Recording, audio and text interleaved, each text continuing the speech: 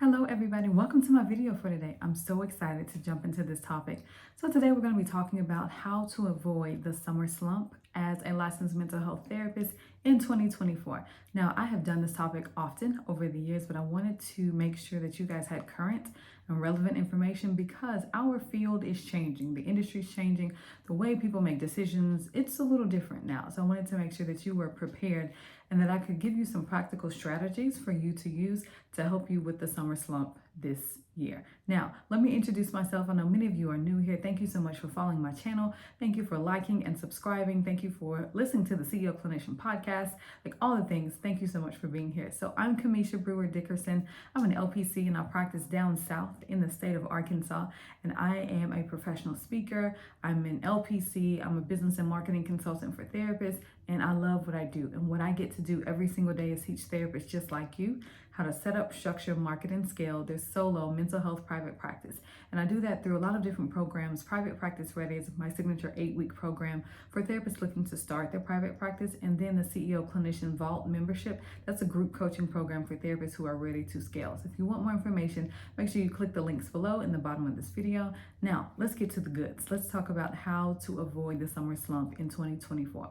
First of all, one thing I want you to know is that the summer slump does not happen to everyone. I know that you guys see people online talking about it. It's very common in Facebook groups full of therapists where people are talking about the decrease in their caseload. They're getting less referrals. Their phones aren't ringing as much. They're not getting as many inquiries from their website or from Psychology Today or any other service that they're using for a directory profile.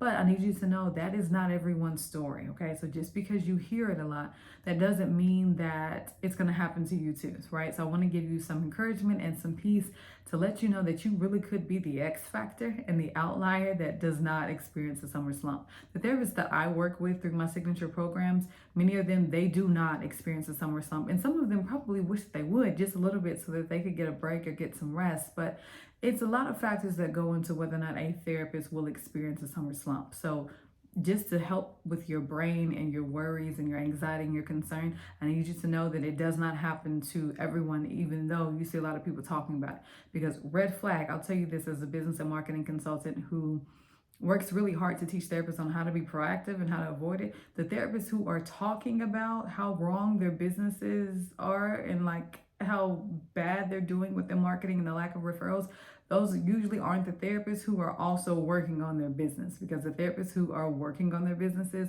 and working on their mindset and working on their marketing, they don't spend their time in Facebook groups complaining about what's wrong and what's bad and what's not going well and how this is the worst thing ever, okay? So just be mindful of those things when you see it. It doesn't apply to everyone, and there's a certain type of person that it happens to that does absolutely nothing about it. But also there's a certain type of therapist that it happens to and they spend their time complaining about what's happening instead of working to get it done and to get it corrected and addressed, because it can be changed, okay? So I just want to put that out there just to help you a little bit. So let's get into some strategies and some tips to help you to avoid the summer slump in 2024. Things are very different right now, so this is something that you need to know. Number one, my first tip or strategy or solution for you is to know that information is a game changer. When you know what to do with a decrease in your business revenue, when you know what to do when your phone isn't ringing as often, when you know what to do when people seem like they're not interested in therapy services, or maybe they're not interested in your therapy service and the style of therapy that you offer, when you have the information on what to do and when and how, it helps you to feel empowered in your business. And so there is always going to be a bit of a learning curve for therapists, but for those of you that have never worked with a business and marketing consultant, or you've never been a part of workshops and coaching programs and memberships or intensives or retreats where it was business focused, you guys will probably struggle a little bit more just because of the lack of knowledge and the lack of information that you don't have to be able to make those business and marketing decisions that will help you. So number one tip and strategy for today, you need to have some information on what to do and how to address it. It doesn't get better if you just allow it to happen and just suffer through the summer. And that's what a lot of therapists do. They're like, oh, well, when school starts back, it'll be better. That could be 90 to 120 days of low income and low revenue for you that you just sit back and allow to happen. And I don't recommend that as the CEO of your private practice. So that's number one, information. Number two, this is all about timing, okay? you can time these quote unquote expected or anticipated summer slumps. And the way that you time it is by understanding your KPIs, or your key performance indicators. And what I mean by that is understanding the trends of your business. When are you the most busy? When do people do the most cancellations? When are people more than likely to reschedule? If it's around spring break, if it's around prom time, if you're working with teenagers, you're probably going to see a lot of cancellations. If you're working with parents of teenagers, you're probably going to see a lot more cancellations and rescheduling appointments and all this shuffle, just because of the season of life you're in. So part of the summer slump is also niche specific based on what's going on. There's prom, there's graduation, there's college tours and college visits, there's recruiting trips.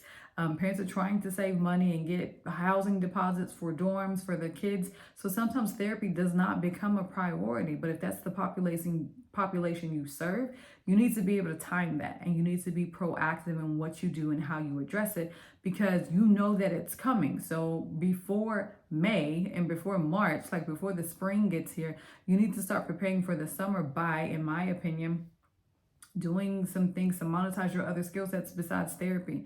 That could be speaking, that could be consulting, that could be writing, that could be publishing. You have so many skill sets as a therapist, but you have to make sure that you time it right so you don't put yourself in a bind where you're at the mercy of busy families, right? I don't think that's a good business model for anyone to have, but if you know it's coming, we need to time it and be proactive so you can make good choices that move your business forward. That's number 2, timing. Number 3, you need to do the work that is required. And when I say do the work that is required, what I mean by that is making sure that if you have an opportunity to make a decision that's going to help you, that you make the decision. Some of you, the decision may be buying a course to help with marketing. It may be listening to the CEO Clinician podcast with me and the other guests that I have on the show.